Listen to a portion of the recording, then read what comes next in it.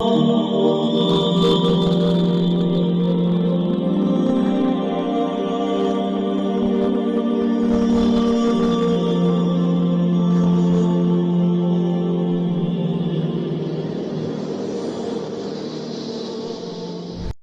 علیکم ورحمۃ اللہ وبرکاتہ۔ بیت الحکمہ دیوبند کی آن لائن عربک کلاسز میں آپ سب کا استقبال ہے۔ میں محمد انوار خان القاسمی، مینیجنگ ڈائریکٹر بیت الحکمہ دیوبند سے۔ آج ہم عوامل لفظیہ قیاسیہ کی چوتھی قسم کو اسٹڈی کریں گے۔ آپ کو معلوم ہے کہ عوامل لفظیہ قیاسیہ کی 7 اقسام ہیں، اس میں 7 عوامل ہیں۔ ہم نے 3 عوامل کو اسٹڈی کر لیا ڈیٹیل سے، آج ہم چوتھے عامل کو اسٹڈی کریں گے، اور وہ ہے اسم مفعول۔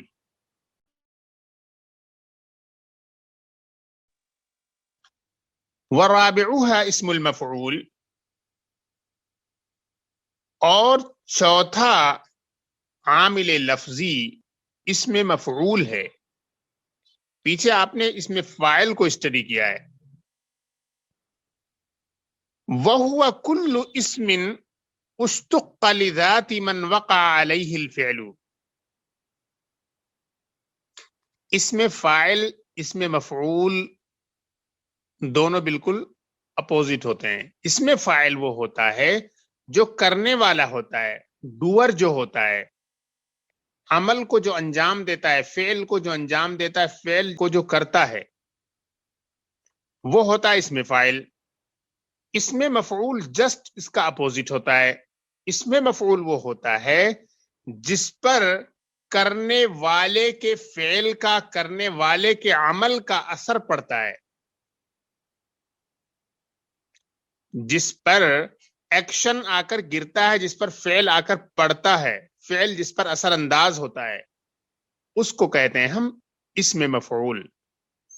اسم فاعل جو ہوتا ہے وہ ایکٹیو پارٹیسپل کہلاتا ہے، اور اسم مفعول یہ پیسیو پارٹیسپل کہلاتا ہے۔ دلچسپ بات یہ ہے کہ پیچھے جو آپ نے اسم فاعل کو پڑھا ہے، یہاں آپ اسم مفعول پڑھنے جا رہی ہیں، دونوں میں ضابطے میں کوئی فرق نہیں ہے۔ یعنی جو شرائط پیچھے مذکور ہیں اسم فاعل کے عمل کرنے کے لیے، وہی شرائط اسم مفعول سے متعلق بھی قابل عمل ہیں۔ جو کچھ آپ نے پیچھے پڑھا ہے وہ تمام چیزیں یہاں پر آپ دوبارہ اس کو ریوائیو کریں اور اچھی طریقے سے جو ہے اس کو سمجھنے کی کوشش کریں، تو وہ ساری چیزیں جو وہاں پر استعمال کی گئی تھیں، وہ سارے وصول و ضوابط جو اس میں فاعل کے لیے استعمال کیے گئے تھے، بالکل سیم وہی وصول و ضوابط یہاں پر بھی کار فرما ہے۔ بس اتنا فرق ہے کہ وہ اس میں فاعل تھا اور یہ اس میں مفعول ہے۔ اس میں فاعل کے بارے میں آپ نے یہ پڑھا تھا کہ یہ ایسا اسم ہے جو ایسی ذات کے لیے مشتق ہوا ہو جس کے ساتھ فعل قائم ہے، اور اس میں مفعول کے بارے میں بتایا جا رہا ہے کہ وہ ایسا اسم ہے جو ایسی ذات کے لیے مشتق ہو جس پر فعل واقع ہو۔ دیکھیے کتنا دلچسپ فرق ہے۔ جس کے ساتھ فعل قائم ہے یعنی جو فعل کا انجام دینے والا ہے وہ اس میں فاعل ہے، اور جس پر فعل پڑتا ہے یا وہ ذات جس کے لیے وہ فعل مشتق جو کیا گیا ہے اس پر جو عمل یا جو فعل اثر انداز ہوتا ہے وہ ہوتا ہے مفعول۔ تو فاعل گویا کہ عمل کو انجام دینے والا، اور مفعول جس کے ساتھ کوئی چیز انجام دی جائے۔ اور ظاہر ہے کہ اس میں فاعل کی طرح یہ مفعول بھی اس میں مشتق ہوتا ہے۔ اس میں مشتق وہ ہوتا ہے جو کسی فعل سے نکلا ہوا ہوتا ہے۔ اس میں مشتق وہ ہے جو کسی فعل سے ماخوذ ہو، ایکسٹریکٹڈ ہو، ڈرائیوڈ ہو اور مشتق ہو۔ اور اس کے برعکس آتا ہے ایک جامد جو کسی سے مشتق نہیں ہوتا ہے۔ ورابعها اسم المفعول وهو كل اسم اشتق لذات من وقع عليه الفعل. اور چوتھی قسم اسم مفعول کی ہے، اور وہ ہر ایسا اسم ہے جو مشتق ہو اس کی ذات کے لیے جس پر فعل واقع ہوا ہو. وَهُوَ يَعْمَلُ عَمَلَ فِعْلِهِ الْمَجْهُولِ، اور یہ فعل مجہول کا عمل کرتا ہے. وَهُوَ يَعْمَلُ عَمَلَ فِعْلِهِ الْمَجْهُولِ، اور یہ اپنے فعل مجہول کا عمل کرتا ہے. چنانچہ وہ ایک اسم کو رفع دیتا ہے، فَيَرْفَعُ اسْمًا وَاحِدًا، ایک اسم کو رفع دیتا ہے، بِأَنَّهُ قائم مقام فاعلہ، بیں طور کی وہ اس کا نائب فاعل ہوتا ہے یا اس کے فاعل کا قائم مقام ہوتا ہے. دیکھیے آپ کو معلوم ہے کہ فعل کو ایک فاعل چاہیے، فعل کو ایک فاعل چاہیے. جیسے ضربہ زیدن، ضربہ فعل تھا تو اس کو ایک فاعل چاہیے تھا اور زیدن ہو گیا. لیکن اگر اس فعل کو مجہول بنا دیا جائے تو فعل مجہول جب ہوتا ہے تو اس کے ساتھ جو مفعول بھی تھا اس کو نائب فاعل بنا لیا جاتا ہے، اور وہ جو مفعول بھی پہلے منصوب تھا اب فعل مجہول کی صورت میں فاعل کا قائم مقام ہونے کی وجہ سے، فاعل کا نائب ہونے کی وجہ سے وہ کیا ہو جائے گا؟ وہ مرفوع ہو جائے گا. تو ضربہ زیدن اور ضربہ زیدن یہ دونوں اعراب کے اعتبار سے ایک ہیں، یعنی زیدن دونوں میں مرفوع ہے، حالانکہ پہلے میں زید فعل کو انجام دینے والا ہے اور دوسرے میں فعل زید پر پڑ رہا ہے. تو ضربہ زیدن اور ضربہ زیدن گرامر کے اعتبار سے، نحوی اعتبار سے جو اعراب مل رہا ہے دونوں کو سیم مل رہا ہے، لیکن پہلا والا کہا جائے گا فاعل اور دوسرے میں جو زید ہے اس کو کہا جائے گا نائب فاعل، یعنی فاعل کا قائم مقام ہے. یہ جو اس میں مفعول ہے یہ مجہول سے بنتا ہے. اس میں مفعول جو ہے یہ فعل مجہول سے بنتا ہے، اور فعل مجہول جو ہوتا ہے اس میں ایک نائب فاعل ہوتا ہے. تو اسی طریقے سے مفعول بھی جو کہ فعل مجہول سے بنا ہوا ہوتا ہے اس کے ساتھ جو اسم استعمال ہوگا وہ قائم مقام ہوگا فاعل کے اور وہ مرفوع ہوگا. جیسے کہ ضربہ زیدن میں زید ہے جو کہ مجہول فعل ہے اور اس کے ساتھ جو استعمال ہوا ہے وہ دراصل قائم مقام فاعل ہے.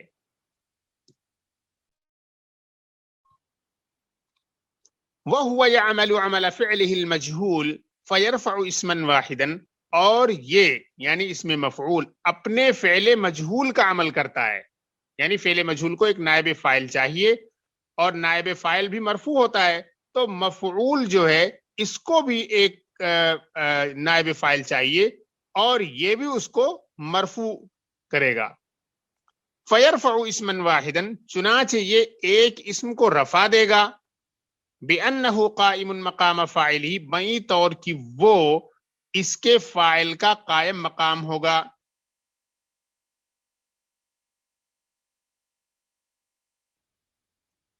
And the fourth one is اسم المفعول، passive participle. وَهُوَ كُلُّ اسم، and that is any noun اشتق which is derived for someone or for something من وقع عليه الفعل upon whom the action takes place or falls. وهو يعمل عمل فعله المجهول، and grammatically it also has the same effect as its passive verb, as its passive voice form. فَيَرْفَعُ اسْمًا وَاحِدًا، therefore it will give rafa to one noun in the way that, or in the sense that it is a deputy قائم deputy, قائم مقام meaning deputy or substitute in the sense that it acts as a substitute for its subject.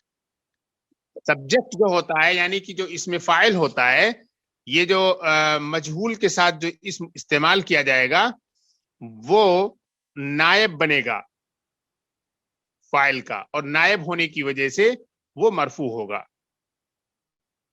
وشرط عملہ، دیکھیے پیچھے بتایا میں نے ابھی کہ اس میں فاعل میں جتنے شرائط مذکور ہیں، یعنی کہ حال یا استقبال میں ہونا پہلی کیٹیگری میں بیان کیا انہوں نے، اور پھر دوسری میں یہ بیان کیا کہ یا تو وہ مبتدا ہو، اور یا تو یہ بتایا کہ وہ موصول ہو، یا تو یہ بتایا کہ موصوف ہو یا ذوالحال ہو یا حرف نفی اور استفہام ہو اس جملے میں. یہ ساری ڈیٹیل ہم پیچھے پڑھ چکے ہیں، وہ سب کی سب تفصیلات یہاں بھی قابل عمل ہیں. وشرط عملہ، اور اس کے عمل کی شرط یعنی مفعول کے عمل کی شرط کیا ہے؟ کونہ بمعنی الحال یا بالاستقبال، اس کا حال یا استقبال کے معنی میں ہونا ہے.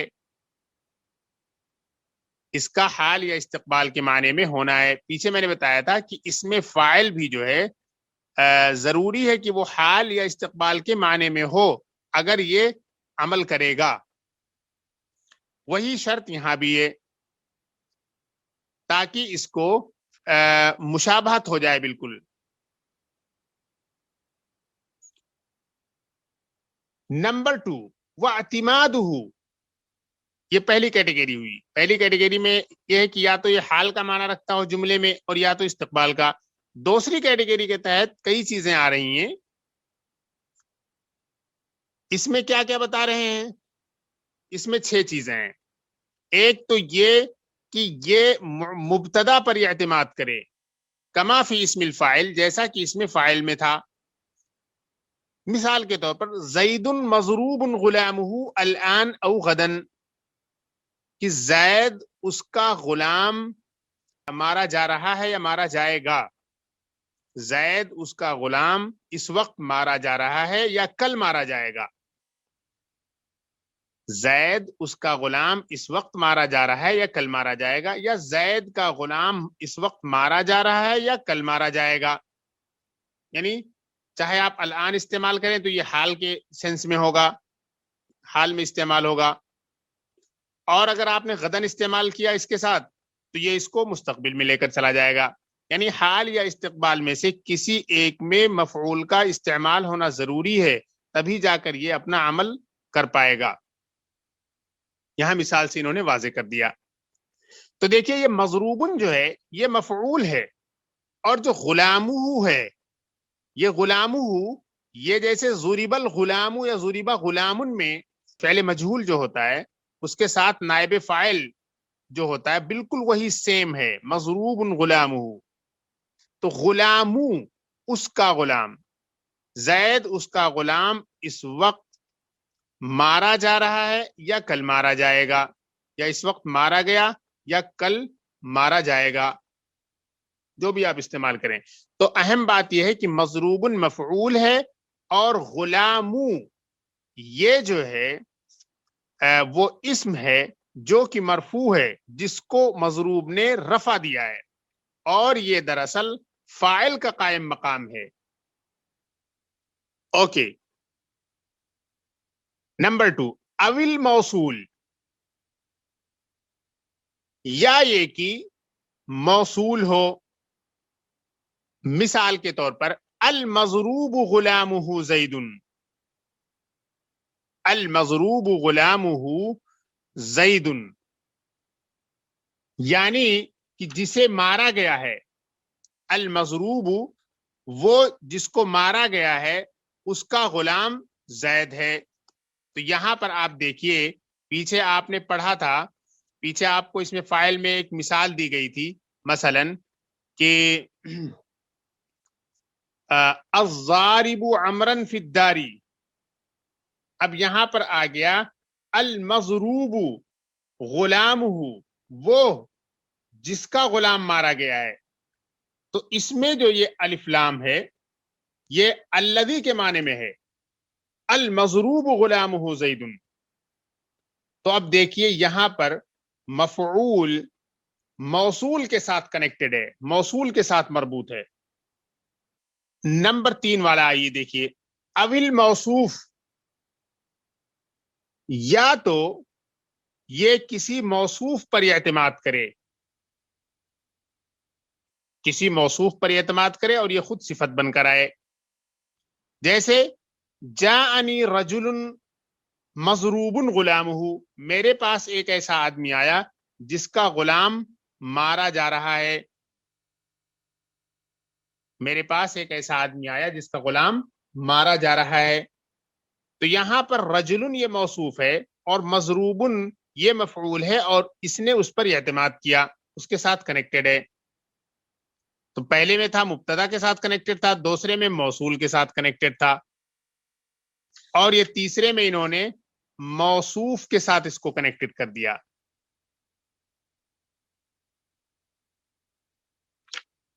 یہ جو موصول کی بات گئی ہے، یہ موصول پر اعتماد کرے گا، یہ جو مفعول ہے یہ گویا کہ اس کا صلہ بن جائے گا،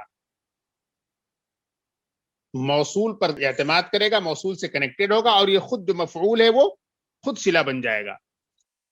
موصوف والی بات تو بالکل کلیئر ہو گئی۔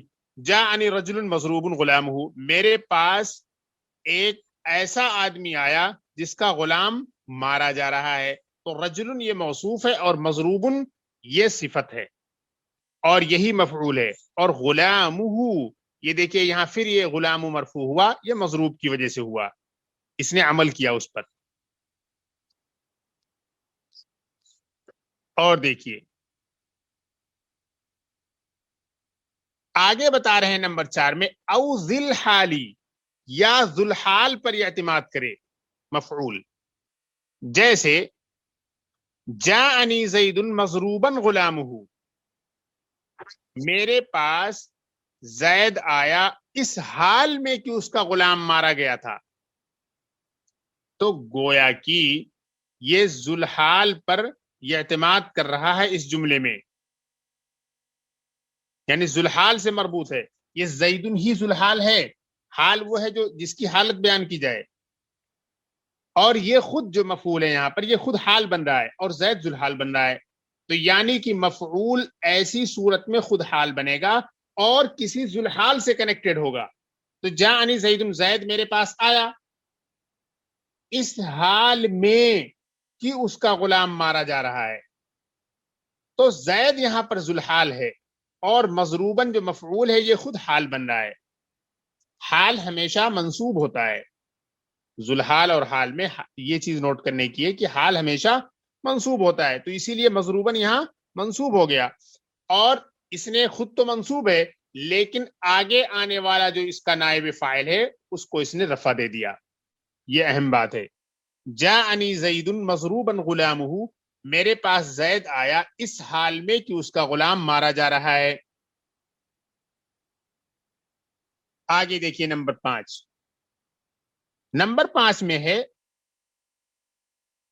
او حرف النفی او الاستفہامی، اس میں 5 اور 6 دونوں کو ڈال دیا، حرف نفی یہ 5 نمبر ہوا اور حرف استفہام 6، یا یہ حرف نفی یا حرف استفہام پر اعتماد کرے، یعنی کہ یہ حرف نفی یا حرف استفہام سے کنیکٹڈ ہو، جیسے ما مضروب غلامہ و امضروب غلامہ، جیسے آپ جملہ بنائیں ما مضروب غلامہ، اس کا غلام نہیں مارا جا رہا ہے، یہ ما نافیہ ہے، اور مضروب یہ مفعول کے ساتھ استعمال ہوا ہے، اور غلامہ مضاف مضاف الیہ سے مل کر یہ مضروب کا قائم مقام فاعل ہے، اور اسی کو اس نے رفع دیا غلاموں کو، تو یہ ما والی مثال ہو گئی حرف نفی والی۔ امضروب غلامہ میں کیا ہوا ہے، یہ حرف استفہام آیا ہوا ہے پہلے، امضروب غلامہ، کیا اس کا غلام مارا گیا ہے یا مارا جا رہا ہے،